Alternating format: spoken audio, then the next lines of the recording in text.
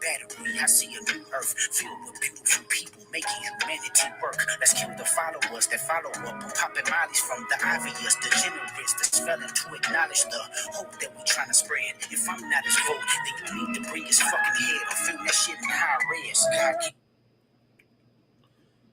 What's good? What's good? What's good? Kendrick dropped new music, but hey, it is what it is. I actually really like it.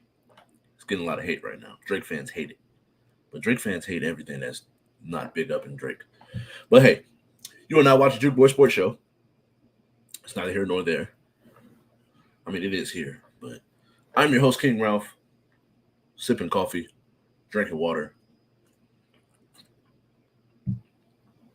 The purpose of this show is me not minding my business, so I'm not going to say I'm drinking water and minding business. But hey, hope everybody's doing good out there in TV land, but we got a good show today.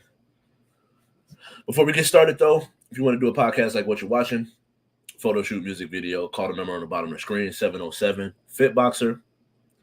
And if you're looking for a jitterless, clean, no crash energy drink, use promo code JUKE, J-U-K, at w.com for 20% off. And then make sure you subscribe. For all my people watching from YouTube, I appreciate you. If you're watching on Facebook, Twitch, go to YouTube, type in Juke Media, or just type in Joint Universal Creatives and subscribe on YouTube. Like the Facebook page, the He Say, She Say channel, He Say, She Say, all one big chunk, as well as making sure we go to Instagram and follow us at JUK Sports Show.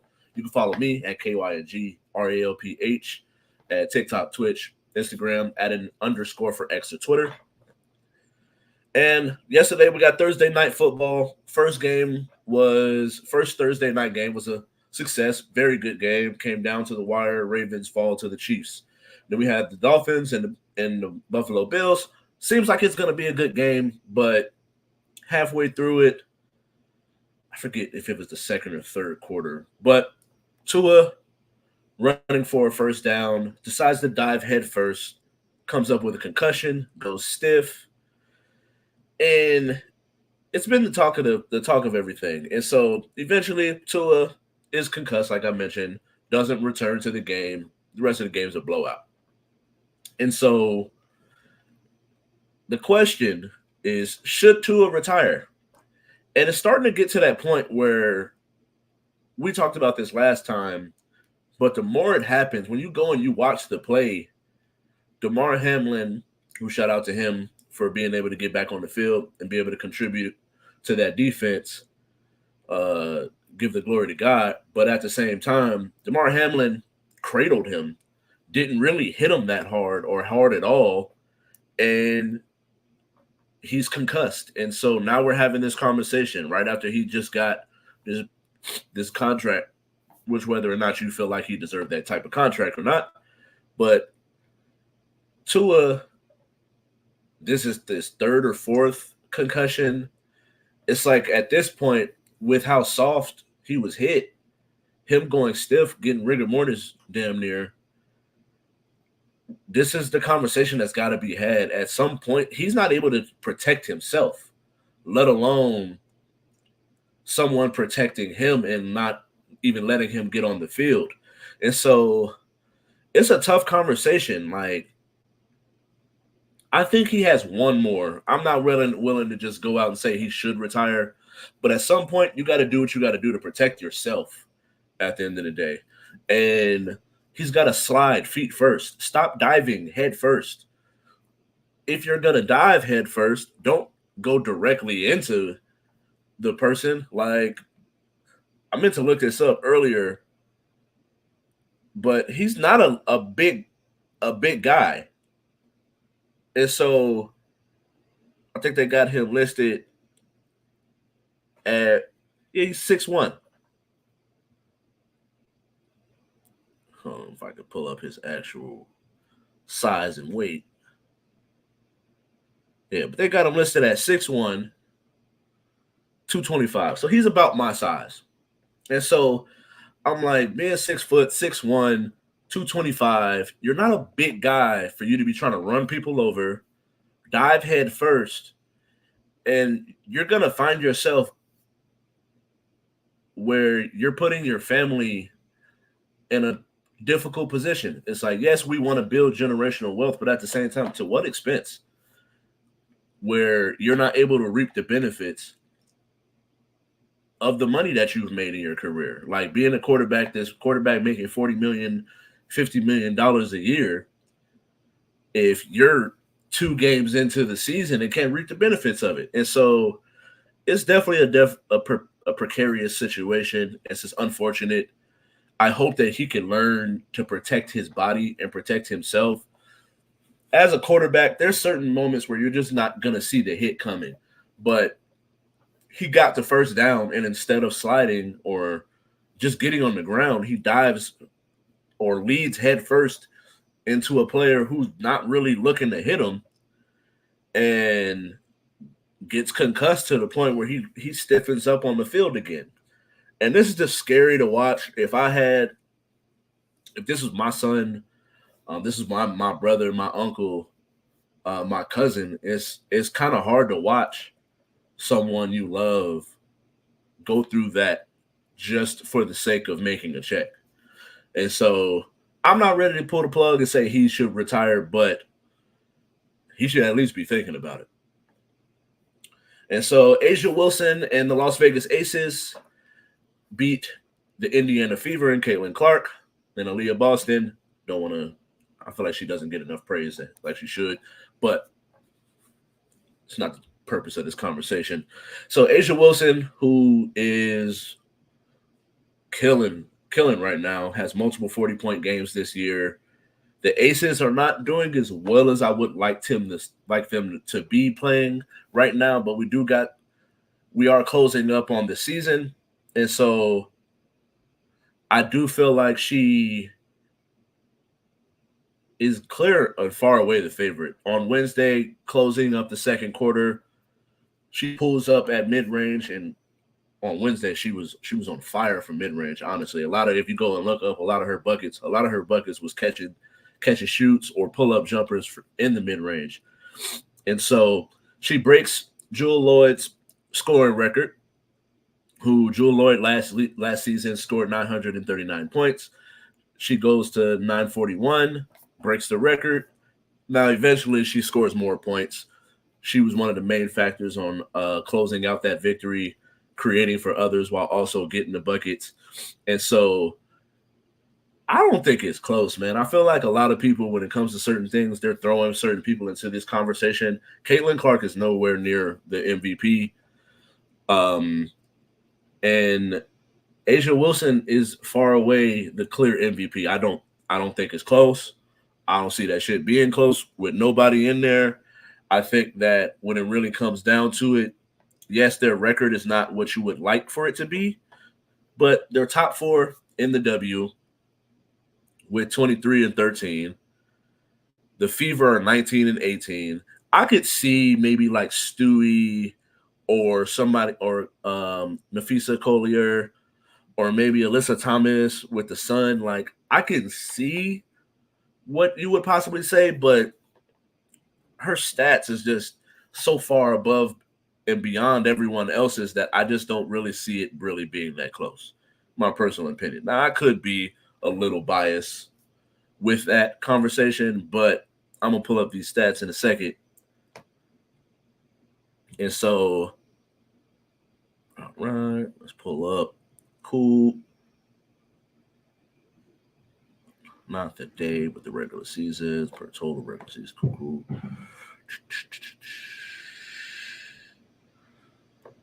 Hold up. Give me a second.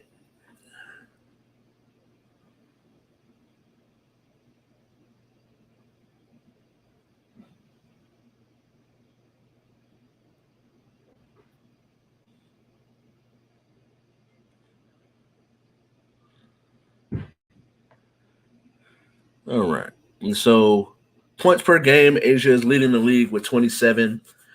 Kalia Copper, Collier, like I mentioned, Enrique Agumbole are rounding out the top 4. Stewie is in the top 5. And then going into it, Hold up. Rebounds. She's second in the league in rebounds.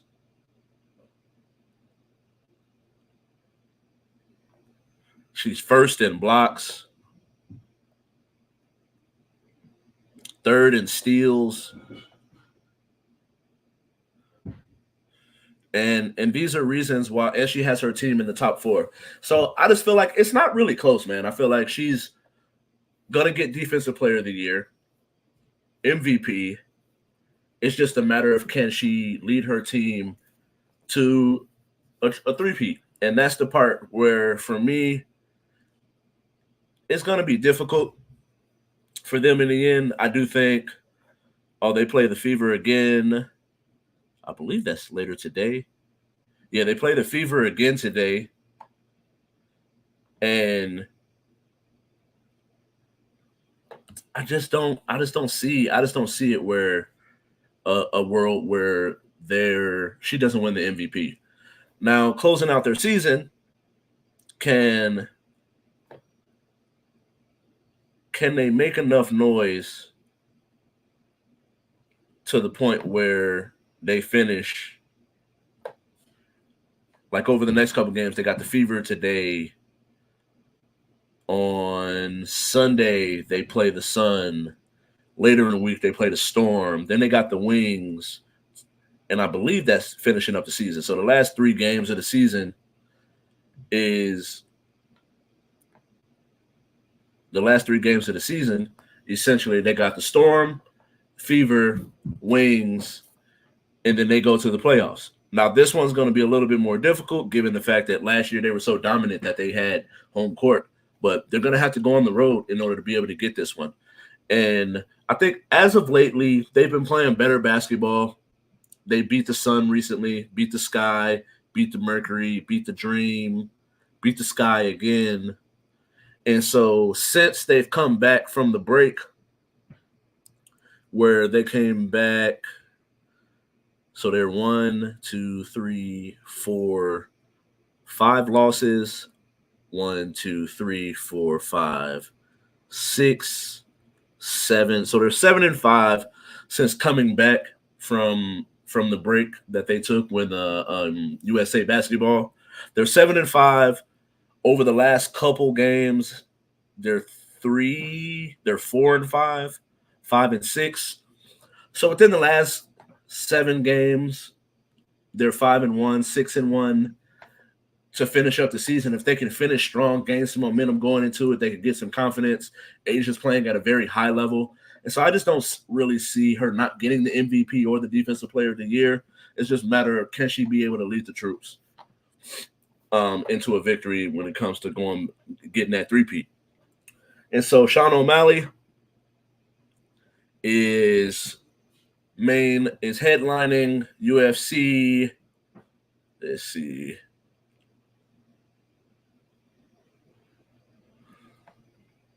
So we got UFC 306. Sean O'Malley is headlining, and he's talking a big game. He's knocking people out, reminiscent of McGregor, Conor McGregor. And so it leads you to the question, is he the next big star? And I feel like he has the personality, the swag. If he can continue to keep knocking people out, which I don't want to butcher this man's name, but Dvalishvili? I don't know. I hope I'm not messing. I know I'm butchering his name, but I'm terrible with these names when it comes to all these letters and syllables. And how you put a D next to a V? What am I really supposed to say? Is the D silent? Is the V silent? I heard that English is the only language that got silent letters, so I'll be confused. But Sean O'Malley is headlining UFC 306. I think that he can be. I think that he could follow up behind Israel Adesanya, who's had his downfall. John Jones ain't fought in forever. Anderson Silva is retired. St. Pierre is retired as well. To mention some few names over the past 10 years that have been some of the greats of UFC, I think that he's the next one in line, Conor McGregor, to name a few. I feel like he's next in line, and I feel like he can. I feel like he can, if he can get a knockout here, you get the opportunity to pop your shit, and you're the next big star of the UFC. And I don't think it used to be where the light heavyweights were the main attractions of boxing and mixed martial arts, where he's fighting at bantamweight, and this is a perfect opportunity for him to be able to get to that stardom. And I think that he can. I think that he has the punching power, he has the swag, the shit talking ability, the look with the pink hair and the braids, and I can see him being the next big star, and I look forward to it. And so there's this divide when it comes to the media. Ryan Clark mentions Westbrook, comparing him to Lamar Jackson, and Russell Westbrook's wife defends him on social media, saying no shade to Ryan Clark, but can we wait for basketball season? Football season just started, and we're already talking shit about Russell Westbrook. And there's this divide between the media and the players. I've yet to really hear a player talk down on Russell Westbrook that actually played in the era in which he played in. But there's this divide between the players. Players big up him, talk about his effort, the ability to get the triple doubles, and saying it contributes to winning basketball.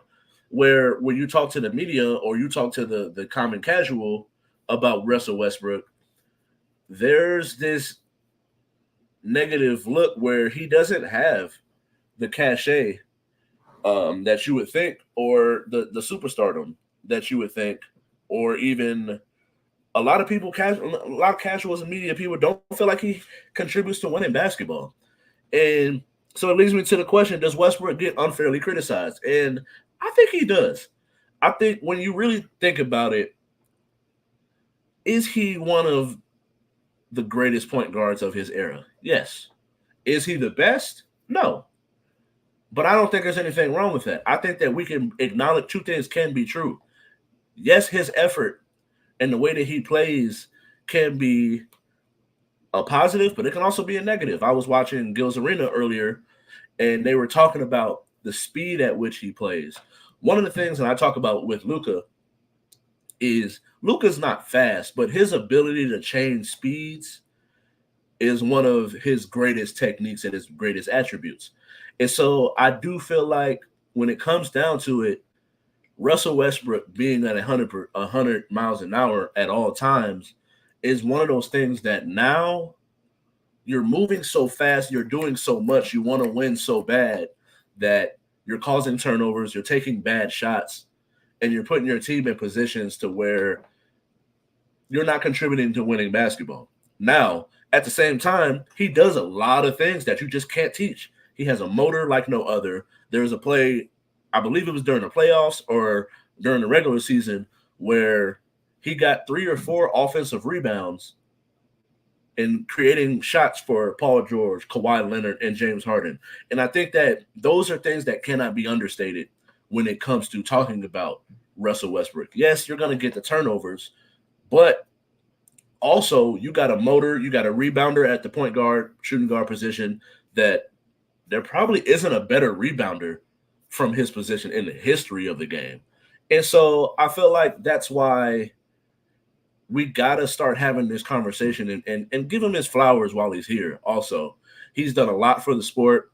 There's a lot of people that look up to him, a lot of guys that came into the league and played with him that say that he's one of the greats at that position.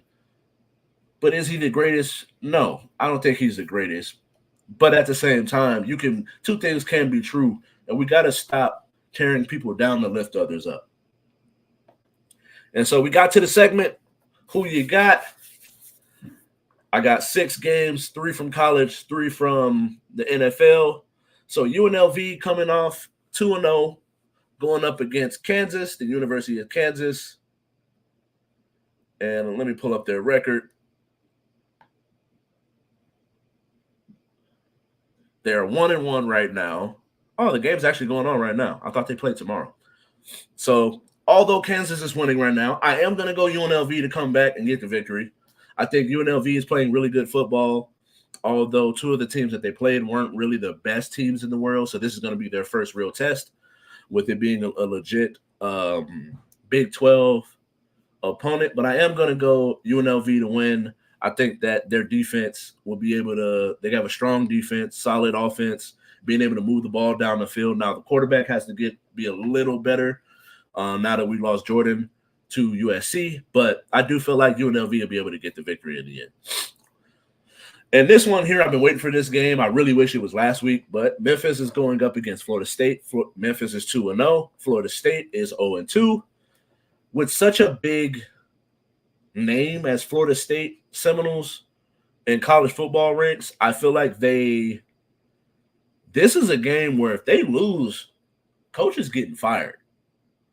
And this one's tough because I don't want nobody to lose their job. But then my job is to sit here and look at who's playing and figure it out. And I think DJ has just not met his potential. He came in out of high school being sandwiched in between Bryce Young and CJ Stroud at number 2 as the top 3 players or quarterbacks coming out of high school. And he's played at Clemson, was trash. Oregon State, trash. Has been trash playing for Florida State too. And I just don't believe in him. So I'm going to go Memphis to, I guess you can kind of call it an upset. I don't know if it's necessarily an upset if the other team is 0-2. But just based off the names, the Memphis Tigers football versus Florida State, the only person I could think of to come out of Memphis was Paxton Lynch, and he was terrible in the NFL. But I got Memphis, and at some point we got to start to have a conversation about the coach. I think it was Novell, Coach Novell. If he loses, man, he got to go. He got to get up out of here. And a person that could possibly end up being his replacement at Florida State, we'll see. But we got Colorado, Coach Prime going up against Colorado State. This was a big game last year. Going into this game created the narrative or the phrase "we taking it personal." When Coach Prime went on a rant about how teams and coaches were talking about the shit talking that they do, the media coverage, they're of substance and we're of substance, and they're just fluff and media and social media personalities. And I just don't think that's Colorado State, although they played a good game last year, making it close. Unless Travis Hunter takes another injury, I just don't think Colorado State has the players to be able to take advantage of the weaknesses of Colorado. So I'm going to go Colorado to win this game, although I had them last year. Not last year, but last week. I had them winning, and they got spanked real bad. And so transitioning and going over to football, or not football, but NFL, the pros, you should say. I got the Saints versus the Cowboys. I'm going to go Cowboys. I think that it's going to be a good game. I think it's going to be tough. I think that the Saints have a tough defense. They've been putting up points. They put up points last week, but they were playing a really bad Carolina Panthers team. But I think that the Cowboys defense, Dak, CD, I actually don't remember if Dalvin Cook even played, but I just think that Dak, CD, and that defense will be too much for the Saints, and I do see the Cowboys, winning in the end. This is a game I am getting together with my folks, my pops. We from Chicago. I'm not really a Bears fan. I'm a Raiders fan. I didn't really want to talk about them this week because they play the Ravens, and my bias thinks they're going to have a chance, but at the same time, my gut and my sports analysis tells me they're going to lose. Ravens defense is going to be too much for Minshew to create any kind of magic. See what I did there? And ain't no count, even if he does get a chance to play. I just don't think they move the ball down the field enough. Now, the defense is going to play good enough to keep them in games. It just depends on what kind of game Monken calls for Derrick Henry and the opportunities that he gives him. But I just don't see the Raiders. I got the Ravens winning, although I am a Raider fan, so it is what it is. I'm hurts to say. But keeping it with the Bears and Texans, I got the Texans. I think that Caleb is going to have to play better, obviously. 90, 95, not even 100 yards throwing is just not good enough to get it done in the NFL. But on-time throws while playing within the offense and within the pocket is really what is going to come down to with Caleb Williams, because he has options and weapons to throw the ball to. He has people to hand the ball off to. So as long as he can not throw interceptions, they're gonna be in the game with that defense. But I just think that the Texans are just a better coach team with better players. So I just got the Texans. I got the Texans over the Bears as the Bears go to Houston and kind of jealous. I want to try Trail Burger, so they gonna go up out of there with at least they get burgers with that L that they finna get.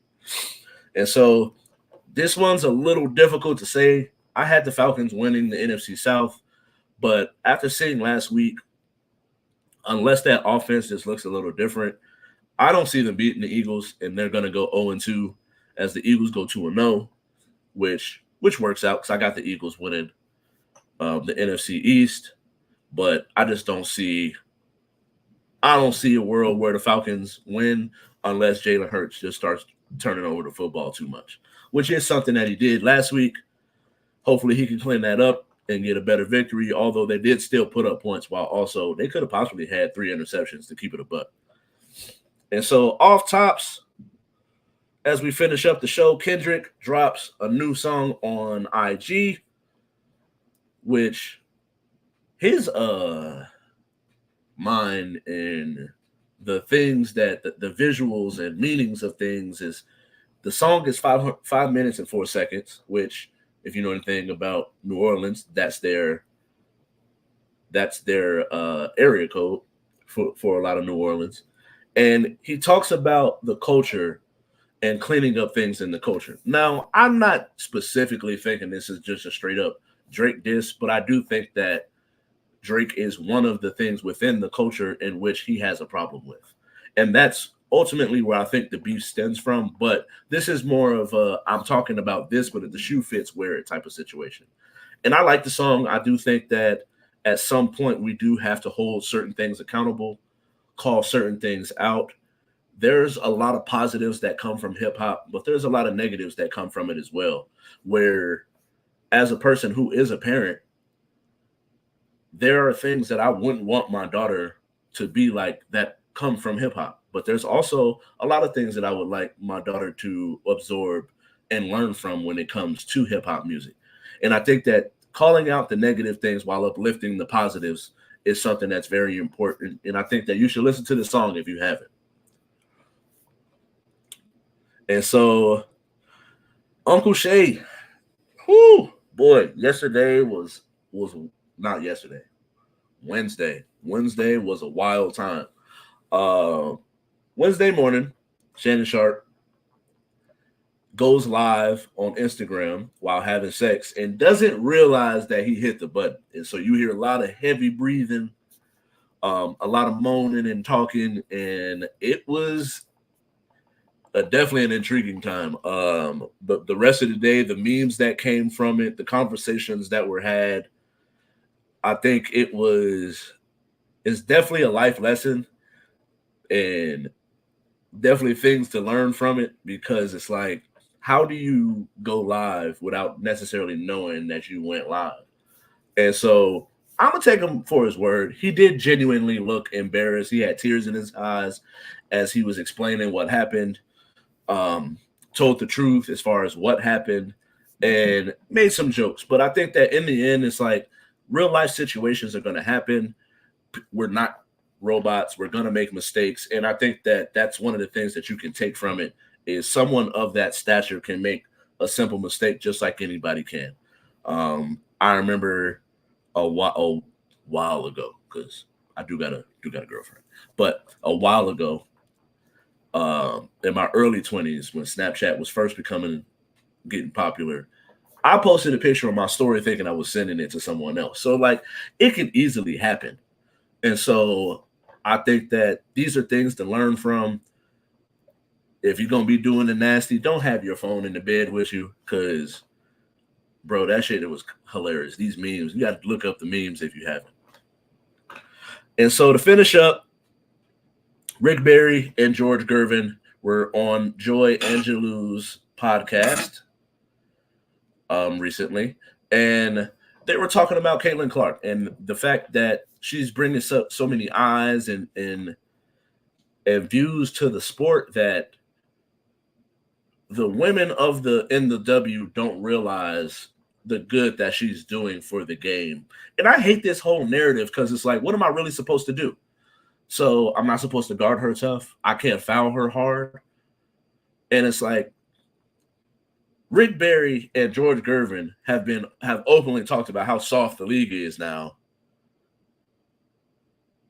But then you're also going to tell me that they're fouling her too hard, they're being too aggressive, the physicality is too much.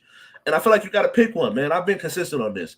George Gervin was also a person who hated on Michael Jordan, and we all know that Michael Jordan for what he did to that sport or to the NBA. So now you're the same person that's talking about, well, as good as the Aces are, they're not getting the views that Caitlin Clark is bringing to the game.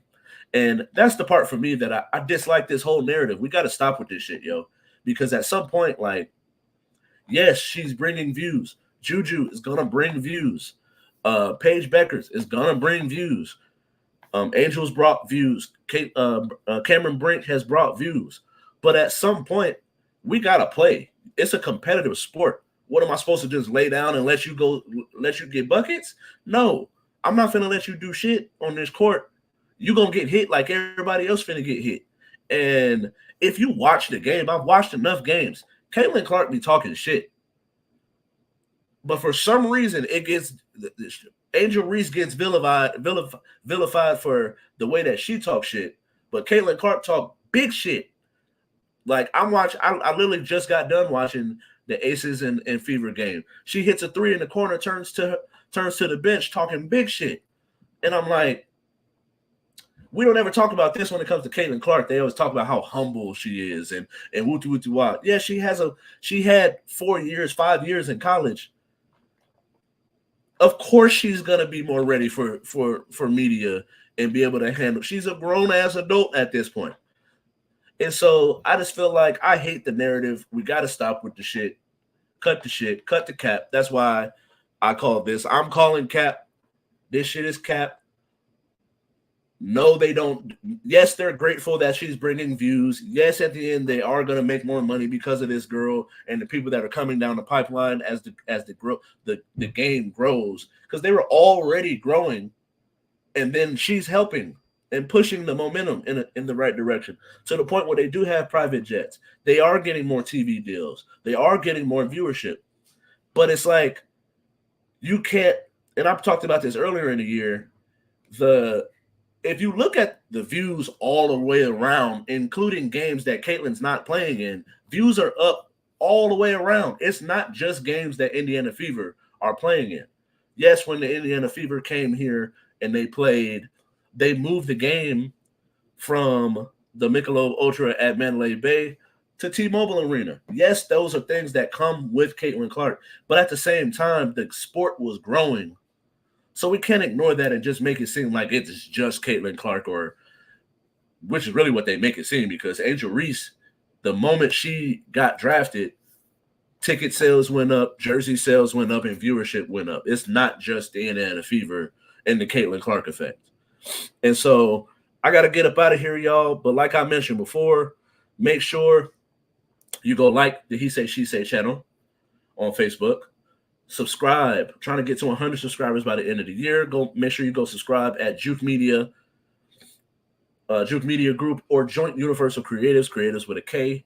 Follow us at Juke Sports Show on Instagram as well, and you can follow me at KYNG RALPH. And if you're looking for a jitterless, clean, no crash energy drink, go to dubby.com, DUBBY.com. Use promo code JUK Juke, and you'll get 20% off.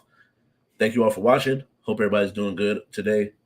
And like I always say, love, peace, and Aces 3.